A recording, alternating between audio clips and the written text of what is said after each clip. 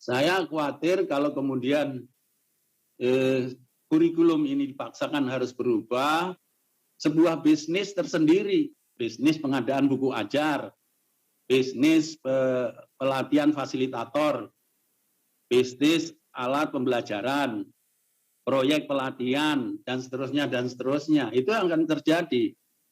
Padahal kemudian setelah ini dilaksanakan belum tentu membawa pembelajaran menjadi lebih baik karena kurikulum itu sendiri belum sempurna seperti yang kita harapkan. Lanjut, Prof. Zainuddin Maliki, silakan. Assalamualaikum warahmatullahi wabarakatuh. Yang saya hormati pimpinan Pak Fikri, anggota Komisi 10 yang hadir, yang saya hormati dan saya banggakan, para narasumber yang luar biasa, ada Ki Darmaningtyas. Ini Pak Darmaningtyas, saya pinjam cara panggilannya di Taman Siswa, boleh ya? Memanggil narasumber yang lain. Ki Darmaningtyas, kemudian Ki Indra Harismiaji, Ki Satriwan Salim, Ki Haifa, Ki Gunawan Effendi. Semua kita panggil Ki, karena ahli pendidikan semua ini. Nah, saya ada istilah menarik dari Mas Indra Harismiaji tadi. Ada ilusi inovasi. Orang sekarang itu malah justru yang dipercaya yang ilusi itu. Nah, seperti saya ini, seolah-olah saya ada di Komisi 10 ini, karena background virtual saya itu gambar ruang Komisi 10. Jadi ini juga ilusi. Tapi orang sekarang yang generasi milenial itu menganggap ilusi itu sebuah realitas atau yang disebut dengan hyperreality itu. Tetapi kalau kemudian kita hidup dari realitas semu, tentu saja yang akan kita hasilkan tidak seperti yang kemudian kita inginkan. Oleh karena itu,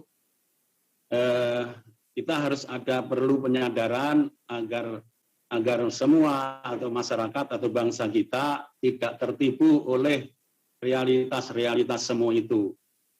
Dan apa yang disampaikan oleh narasumber pagi ini tentang kurikulum Merdeka itu dikupas sehingga kemudian terbuka, bukan hanya yang nampak tertulis tapi juga yang tidak tampak.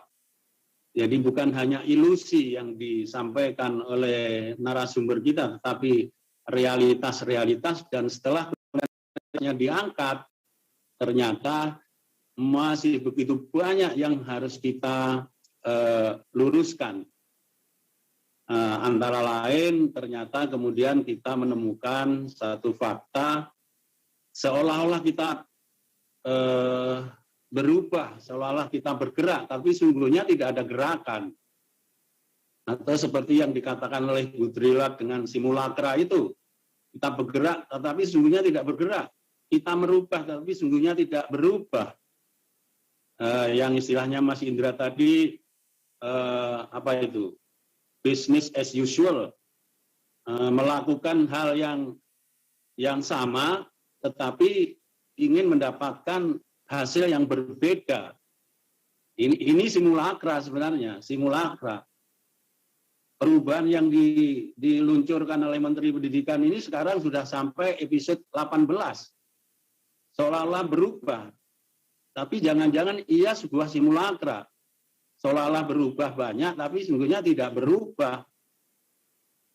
Yang disebut dengan guru penggerak, yang disebut dengan sekolah penggerak, itu apa bedanya dengan RSBI?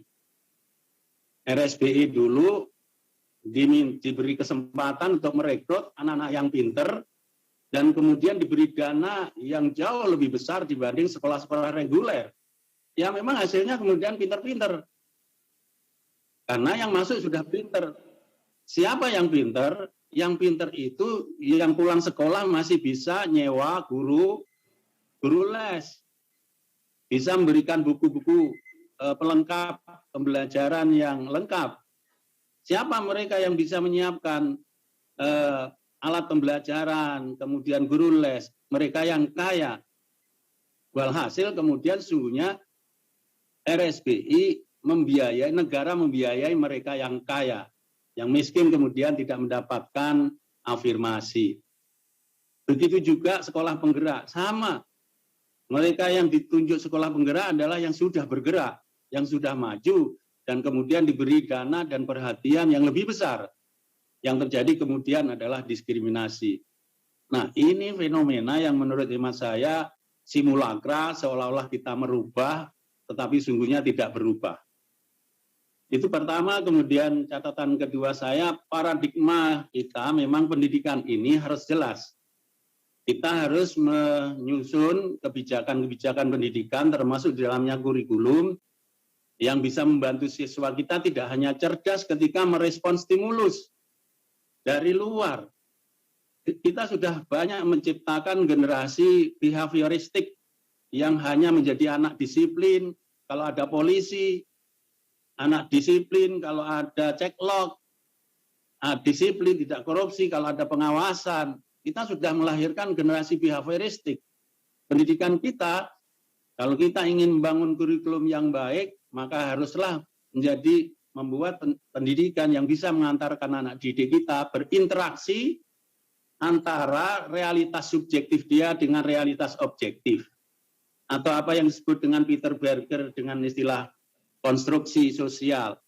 Setiap individu punya minat, punya bakat. Yang bakat itu berbeda satu sama lain, maka ditugaskan guru memahami minat itu. Karena pembelajaran yang baik bukan berangkat dari kurikulum. Pembelajaran yang baik berangkat dari minat dan bakat siswa.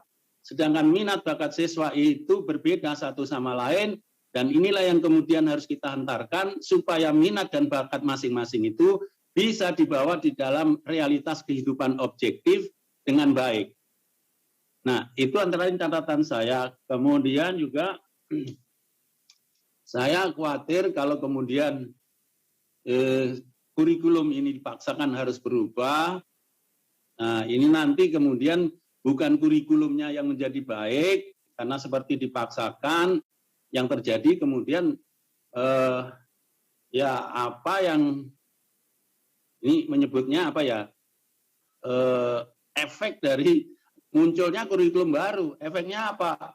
Efeknya sebuah bisnis tersendiri, bisnis pengadaan buku ajar, bisnis pelatihan fasilitator, bisnis alat pembelajaran, proyek pelatihan, dan seterusnya, itu akan terjadi.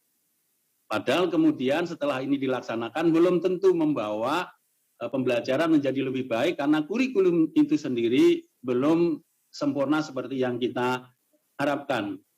Oleh karena itu saya sepakat dengan para narasumber agar kemudian ini kita kaji lebih jauh, kita sempurnakan, dan karena ini masih prototipe, jangan kemudian kita keburu menjadikan ia sebagai sebuah kurikulum nasional.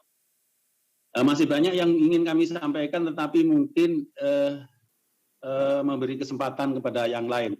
Saya kira itu Pak Fikri, pimpinan yang saya hormati. Terima kasih. Assalamualaikum warahmatullahi wabarakatuh. Assalamualaikum warahmatullahi wabarakatuh.